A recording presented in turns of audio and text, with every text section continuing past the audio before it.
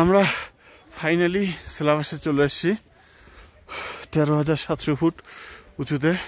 সিলেবাসে বরফটা কম, ওই দূরে পাহাড়ে দেখা যাচ্ছে সাদা সাদা বরফ, খুব সুন্দর লাগছে।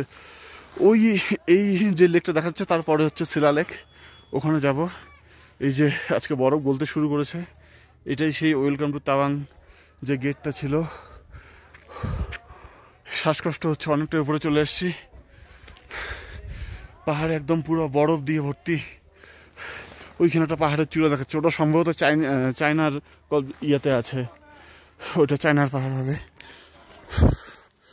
এই যে রোডটা, এই রোডটা দিয়ে যাব। এই রোড দিয়ে গিয়ে আমরা শিলা লেকটা পাবো। শিলা লেকের পর ওখানে শিলা লেক পাবো। তারপর ওখান থেকে আমরা জাং বা নুরানাং ওয়াটারফল যাব। আর ওখানে যে আর্মি ক্যান্টিন আছে ওখানে গিয়ে কিছু টিফিন করব। আমি অনেক আগে চলে এসেছি, আমাদের বাকি রাইডারগুলো অনেক পেছনে আছে, ওরা আসুক, তারপরে একসাথে সবাই বেরোচ্ছি। এখানে পেছনটা পুরো বরফ দিয়ে ভর্তি।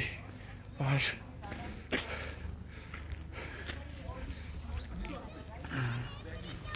সামনে এখানে বাইক পার্ক করে রেখেছি। কথা বলতে পারছি না, প্রচণ্ড শ্বাসকষ্ট হচ্ছে।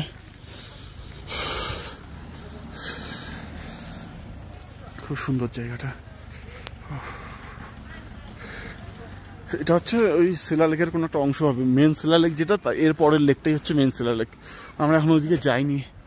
এই চারিদিকে শুধু সাদা সাদা বরফ জমে আছে, খুব সুন্দর। বাকি সবাই রাইডারগুলো আসুক, তারপর আমরা এখান থেকে বেরিয়ে যাব। ওখানে পিলিয়ানরা ফটোশ্যুট করছে।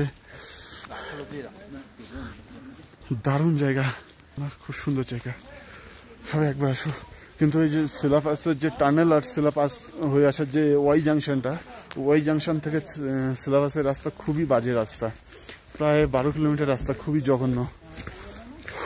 অনেক কষ্ট এসেছি, রাস্তা প্রচণ্ড স্টিফ আর রাস্তার পরিস্থিতি খুব খারাপ।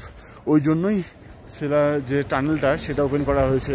এই রাস্তাটা প্রায় বছরের বেশিরভাগ সময় বন্ধ থাকে। এই যে আমার পেছনে সেই বিখ্যাত গেট, বন্ধু নয়ন।